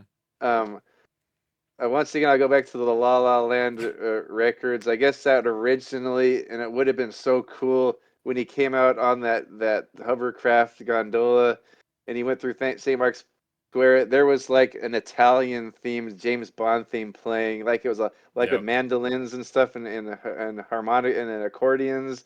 It was really cool. It's on that La La Land release. Like it would have been so cool to have that, but they Now, put that. Yeah. does La La Land release just full soundtracks for all kinds of movies, or are they just Yeah, doing? yeah, they do like reprinting of them with like all the extras and restored and everything. Oh, very cool. Yeah, check out their website.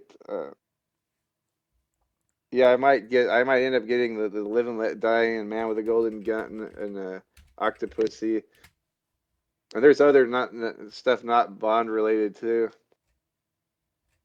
Yeah, but then the villains, and then I guess the only other big villain besides Jaws, the first half of the movie we have. His name is Chang in the credits, but everyone pronounced it Cha, so it must be Chong. Okay. The little guy with he's wearing like a kendo outfit. Um, he's Drax's henchman with he's like the dog trainer, Mm-hmm. and he's always sneaking around. He catches poor Karine. But man, I really like Chong for his fight scene with Bond in this movie. I think it's like one of the most memorable moments. We talked about it earlier in the Glass Museum. Yeah. He's like the opposite of Jaws. He's short and fast and loud. Like Jaws Mm-hmm. is big and slow and And quiet. quiet. Yeah. This guy like little and fast and loud. He has the kendo stick. He's trying to smashing up everything. pretty cool fight with him and Bond and the It just seemed that one in yeah particular seemed really dangerous to film with all the yeah glass, yeah but it was yeah exciting for sure. yeah yeah. All the stuntmen kept getting smashed through all the tables with all the glass, or smashing into the shelves with all the glass. And we got to see Roger fencing. I always like to see like fencing on movies. hmm It was like fencing versus kendo. The other guy was like a kendo practitioner. You could tell. And he had the whole suit on, the face mask and everything. Yeah. But then I guess we already talked about Jaws as a good guy, but he starts off as a bad guy. Um, Yeah, his arc is pretty good in this. yeah, it is. Yeah. So, any other thoughts on Jaws? Well, I like that, Bond turns him right at the end when he Yeah, figures out that Drax's plan is going to involve killing literally everyone who he doesn't deem as perfect, right? yeah, By physically and everything yeah, else. So Jaws actually fights with Bond at the end and actually saves both of them because yeah. they can't get the shuttle undocked, and Jaws Yes, has to break the cable that's holding them, right? yeah, yeah. Yeah, it's Yeah, pretty I cool. remember that was always a point of contention. Like a lot of people didn't like that he turned good. Like all the kids loved him, so it was kind of obvious he was going to turn good. Yeah. I guess I didn't know that. It kind of warmed my heart when I was a kid because I always liked Jaws as a bad guy, and then like when he helped out Bond, it was what you call like a face turn in pro Mm. wrestling, like when a bad guy turns good. Yeah, right. Yeah, yeah. And then he has yeah, so it's yeah, at the end it's Holly and Bond and Jaws all battling against all those guys in the space station, and then the colonel, the American colonel, comes in with all the space. We'll get to that in a minute, but it comes in with all the space marines to fight Drax's men. But speaking of Drax, we got to talk about the man, and we've been putting it off long enough. The main baddie in this Hugo Drax, Yep. Stromberg, uh, a 1. Or 2.0 or Mhm. Stromberg 2.0 or Super Stromberg in space. We have Michael Lonsdale. I think this guy just like is like just like if you look up Bond villain in the dictionary, or just like the first one of the first guys you think of is Hugo Drax, Michael Yes. Lonsdale. Like just his mannerism, he's always calm. Only time he ever shouts, you notice, is when Jaws didn't know so. When Jaws disobeyed him, he's so calm through the whole movie. Even when he finds out Bond's alive, he's just like, "Oh well, I'll just like kill you a different way." But the only time he gets angry is when Jaws doesn't obey him. But he's always walking with his hands behind his back, just so typical movie villain. Any thoughts on Hugo Drax? I like how cool and calm he is throughout the Yes. movie. He's very Yeah.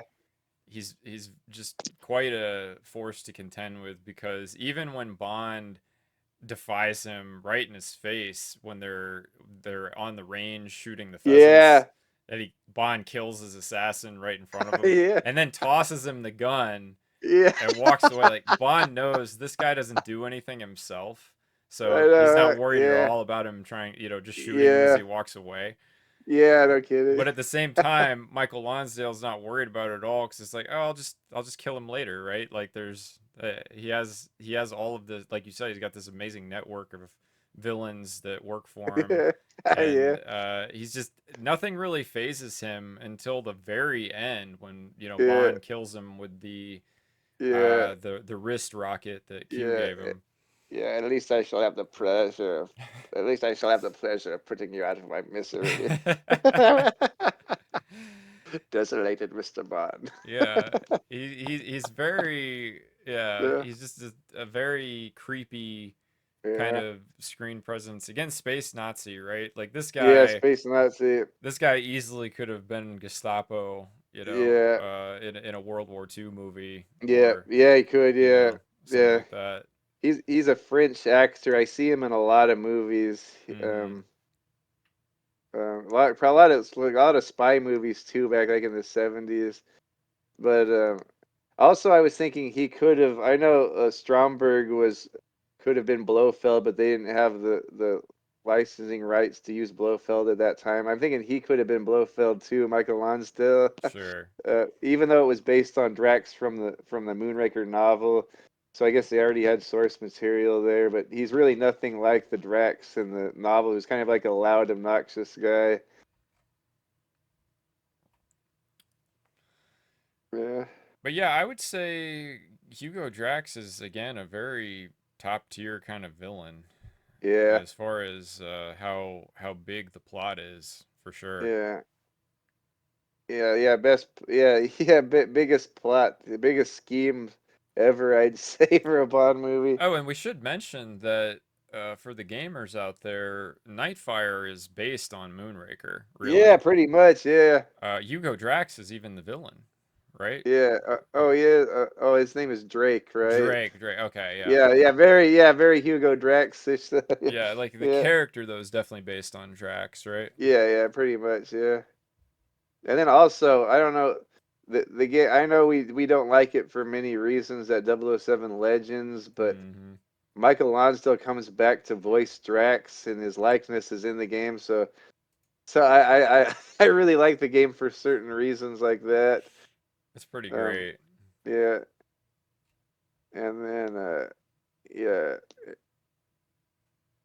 great demise. I guess we'll get to the end of the movie now. You're talking about he's never really upset until the very end when Bond kills him, and he's upset with Jaws. But we get this space battle at the end. What do you think of the ending of this movie? I think it's pretty epic, right? It's Yeah. it's basically, kind of like Thunderball in space. Yes, exactly. You get the villains fighting the Western powers. In this case, it's the Yeah, American Marines, Space Marines, yeah, right? And yeah. it's a pretty cool, quick battle they have in Hmm. outside of the station as the Americans are on approach in their shuttle, Yeah, and that was pretty cool. Obviously, this was highly influenced by Star Wars and all the buzz around space yeah, travel and all that science yeah. They had fiction at the time. laser guns, huh? I love the Moonraker lasers. Yeah. I'm always gonna love them, really, just for Goldeneye, Hmm. right? Because they're Yeah, no kidding. such a Yeah, cool weapon in the yeah. They're video so game. cool. Yeah, Yeah, I but like. Yeah, I like the sound too. the sound. They were a really Yeah, fun weapon to use in the multiplayer modes of yeah, Goldeneye too. I yeah. really enjoyed Oh, that. I'm so glad they put that in GoldenEye. That's like Moonraker 2, Right? the end of GoldenEye. Yeah, Yeah, it really yeah, is. That was a fun yeah, level too, the Aztec yeah, Temple. yeah, If you could get it unlocked, it was really fun. yeah. I was never And then that good, but my friend unlocked that in the Egypt level, oh so yeah, no, I can't. I yeah. can get the. You just have to beat the games to get the Aztec temple, but I can't unlock the Egyptian temple. My brother-in-law did. Mhm. Yeah, Yeah, it's fun stuff for sure. yeah. And then I forgot to look it up, but the laser Drax was gonna use to shoot down the Space Marine shuttle, like you said, I ready laser, and it popped out. Was that the same laser Goldfinger had? It I kind of forgot looked to like it. I forgot to look it up. Yeah, Yeah, I don't know if it was the same. It looked the same, but I when I it popped forget. out of Yeah, there, I immediately thought of Doctor Evil saying yeah, "laser, laser" with air yeah. quotes. Uh, I didn't see Mini Me behind it, but I did think of yeah, Doctor Evil. yeah. No kidding. Yeah, yeah. This movie's so Austin Powers. Yeah, we get even like when he finally has the showdown with Drax, he chases him down the corridor. They kind of use that in Austin Powers too. Remember Yep. when When he? he's chasing Doctor Evil. Yeah. Yeah, yeah. You shot me, you a-hole. And you know what's funny? Then they do the bit with Doctor Evil saying he's Austin's father, like yeah, Star Wars, but yeah, this movie came out right before Empire Strikes Back, so you yeah, didn't know that Luke was Darth Vader's son at that point when yeah. you saw Moonraker. Yeah, you're right. Yeah. But then not only do we get the space battle, we get Jaws beating up people. We get Holly shooting with a laser gun. Hmm. Showdown with Bond and his wrist dart against Drax. After that, before this whole space station goes up, I guess there can't be explosions in space, but after it goes up in an explosion, or I guess there can be. There just can't be fire in space, right? Well, and there's no Uh, sound. there's no sound, yeah. Yeah. But that would But be pretty boring, right? You yeah, you want to yeah, you want to screw hear the that. lasers, you want to hear the Yeah, screw that. explosions. Yeah. So, Yes. yeah. So we get all that fun stuff, but before it's blown up, actually three of those poisonous globes get shot out of the Moonraker station. And Bond and Holly have the idea to get on Drax's space shuttle Moonraker 5, which also has a laser, Yep. and they can't get out because it's stuck. It's stuck to the docking area. So now Jaws and Bond are buddy buddy. Jaws, we're stuck. Can you help us? And then Dolly whispers to him something, which I guess she's the brains of the relationship. And Hmm. then Jaws gives him the thumbs up. And he goes and breaks that bar, that cable or whatever is connecting him to the docking bay. Yep. And then I guess the docking bay flies away. Was that just sort of like a last minute? Yeah, I think the main part of the station that Jaws and Yeah, Dolly were on yeah. like ejects from the Oh, okay. docking section or Oh, something. that's Yeah. okay. Cause yeah, he's like, don't worry, it's only 100 miles to F. Yeah. So Uh, the implication is that yeah, the space station eventually yeah, enters Earth's atmosphere again, and yeah. Jaws and Dolly survive. Yeah, because the Americans say they found survivors, a tall man and a short blonde woman. Hmm. But then after that, this is very Star Wars. This is probably like the biggest thing. I never see this movie as a Star Wars ripoff, but this is the one thing that's very Star Wars. Like this cool scene that there's nothing like it in any other Bond movie. They're trying to track down these globes and blow them up before they get into the Earth's atmosphere. So they're following him. It has automatic it has an automatic lock-on system. And Holly knows how all this stuff works. That's another reason why I like her. It really highlights that in the novelization. Like Bond doesn't know what the hell he's doing. All he knows he has to do it, but Holly knows all the technical stuff with the spaceships and all that. But but Bond gets the laser and he shoots them with the lock-on system. He kills the first or the globes, the poison globes. He kills the first two as they're chasing him down before they get to Earth. But the third one, she's going at it in at a steeper angle, so the ship is burning up and it messes with the lock-on system. So Bond has to use the force. He has to do it manually. He switches to manual. That's So this right. is like the most Star Wars-ish moment. It And is. she's all, oh, we got to get the last one. It's entering Earth's atmosphere. Steady, steady. He's aiming with the joystick to aim, and then finally he blows it up right as it enters the Earth's atmosphere. So very epic ending, unlike any other Bond movie. Yep. Right at the last Yeah, moment. yeah, It's yeah, very exciting. yeah, It was a good ending. yeah, yeah. I think we get all the silliness with Q and Minister of Defense and Bond taking Holly around the world one more time. Hmm. Yeah, Yeah, she finally thawed out right at the end. yeah, yeah. Oh, she's so beautiful. They always have those close-ups of her at the end. Yeah, And then we get that disco kind yeah, of remix of the of main Moonraker. theme. Yeah, Yeah, with Shirley Bassey. with Yeah, Shirley Bassey, yeah. which I really, it's very weird, yeah, right? yeah. It's weird. Yeah, yeah. It's really different. I think I like the regular version better, but that's kind of fun to Oh yeah. listen to. The one thing I don't like about the Moonraker song is I think it's too short. It's only like two verses. Hmm. I really love this song. I want it to keep going. But I was gonna say that Paul Williams version has like another half of a verse at the end. Oh, okay. Yeah, but yeah. Yeah, I kind of want to play that song on my acoustic guitar and sing it because it sounds less gay than singing the Shirley Bassey one.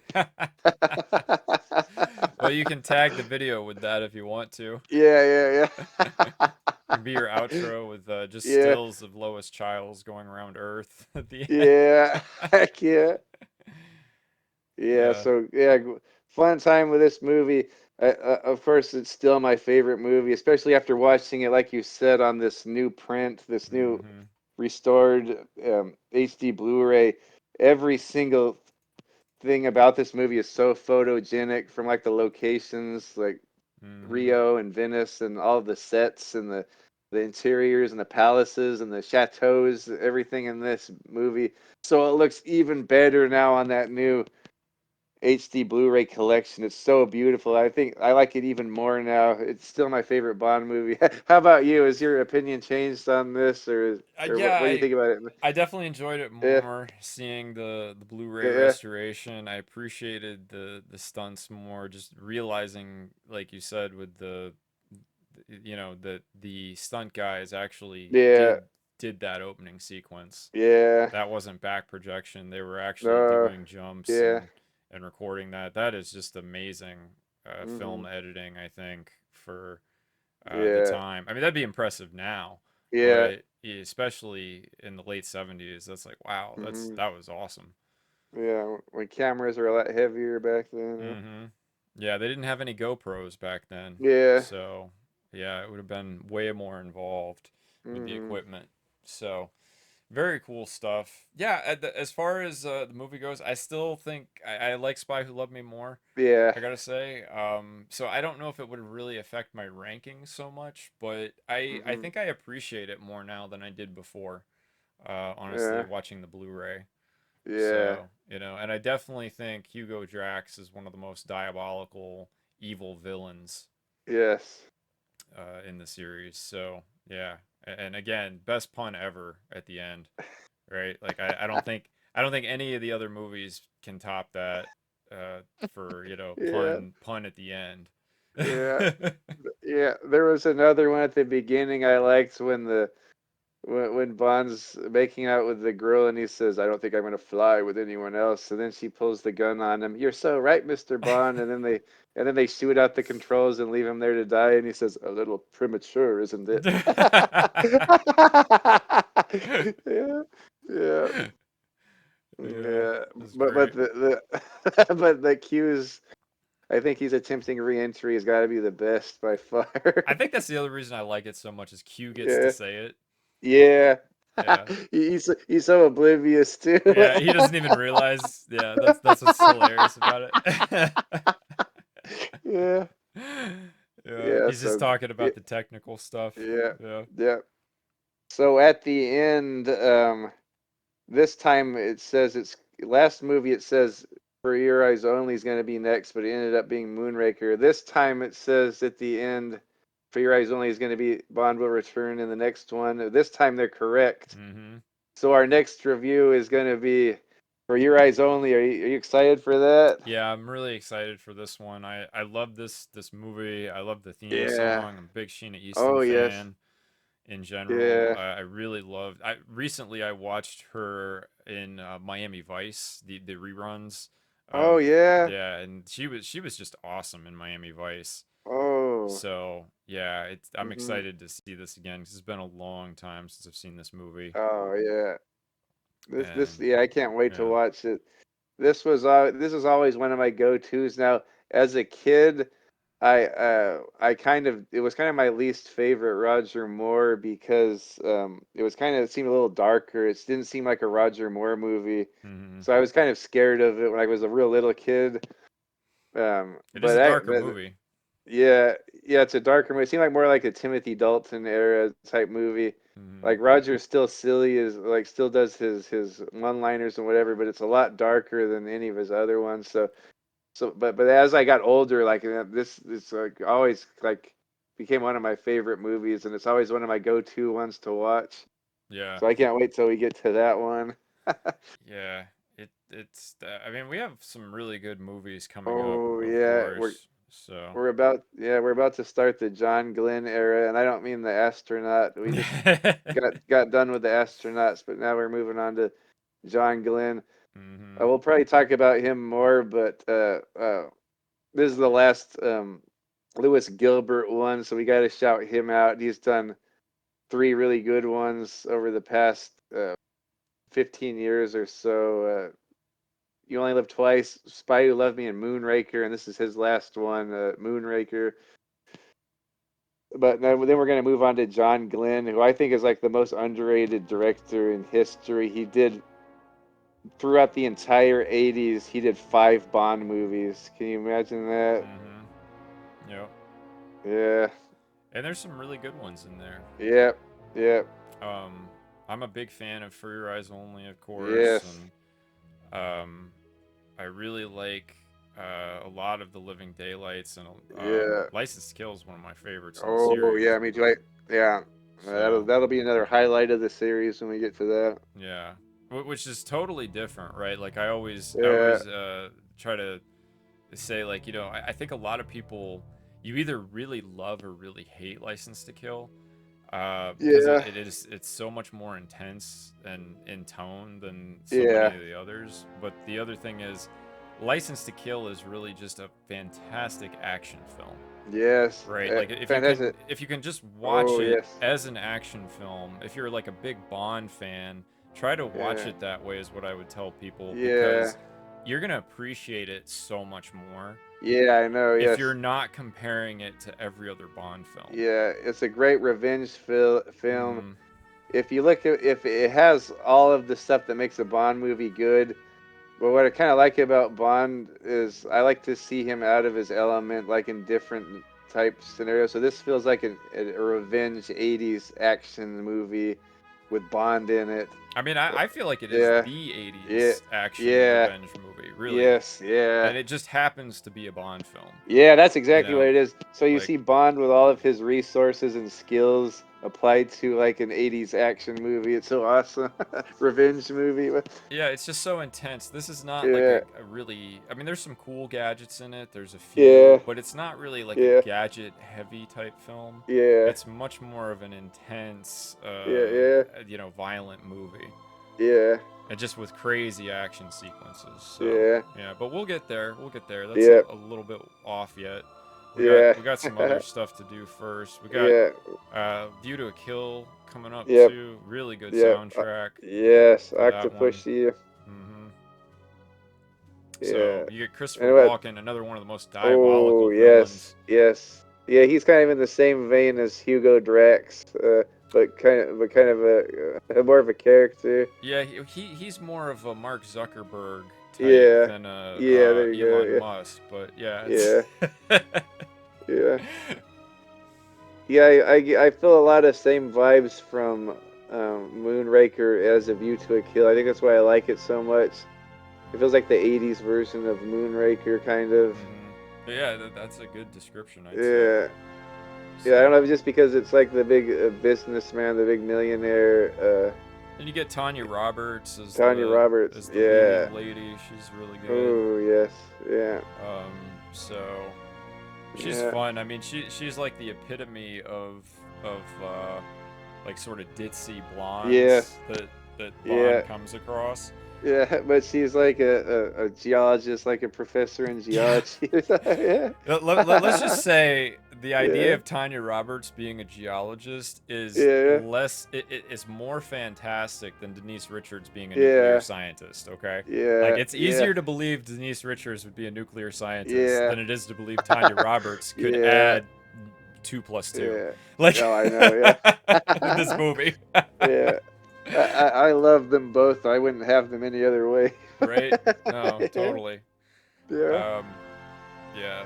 So, but yeah, a lot of variety in the 80s Yeah. coming up. And then These also are not very different movies. Yes, yes, and not only that, but we get the director of Empire Strikes Back. We get the Warner Brothers. Never Say Never Again. We got to cover. Yeah, that's right. Never Say So we Never actually, Again. yeah, so we actually got 6 Bond movies if you count that one in the '80s. Yeah, and Connery does a great job, I think. Oh yes, I think that's one of my favorite Connery performances. I don't know if it's my favorite movie, but It was with good though. I mean, yeah. you got Kim Basinger. Oh yes. Fairly Oh yeah. fairly early film for Yeah. her, probably. Yeah, and Barbara Carrera, my favorite femme fatale. Yeah, she's sort of a precursor to Xenia. Yeah, I was thinking so. Yeah. So yeah. Even I would say even sort of Max Largo is sort of a precursor to Max Zorin. Oh yeah, yeah, I could see Yeah, that. yeah, But yeah, we got a lot of yeah. awesome Oh stuff yeah, on the yeah. horizon I guess coming up. we should save it. We should save it for the episode. Yeah. Yeah. Right. Well, thank you so much, Tylord. Thank you. This was fun as always, and Oh man. I'm so glad we could do a review of your favorite film finally. Yes, thank you. Yeah, thanks for joining me. This has been my lifelong dream right here. Yeah, again, thanks again for all of your technical support here and the new computer. Oh, you're welcome. I'll be pretty good at this before long. I had some trouble with the last one. I was just kind of new with that and recording and all that. But man, thanks for all your support and our tech support. Absolutely. And moral support. Yeah, thanks so much, Wubs. Glad to do it. I think that once you learn the software a little better, it's going to be a lot easier to do production. Yeah. So heck yeah. Yeah. I'm glad we're gonna see it, I'm sure, in this hopefully this video and the ones to follow. I think we got a good system now. Yes. Yeah. And we have more stuff to come, not only reviews to come. We have another few surprises coming up. But anything else? You got anything else to say, Wubs? You expect me to talk more? No, Mr. Bond, I expect you to die. Well done, boys. Another successful mission. Thank you for listening. If you enjoyed this debriefing, please like and share it with your friends. Do you expect me to talk? No, Mr. Bond, I expect you to die.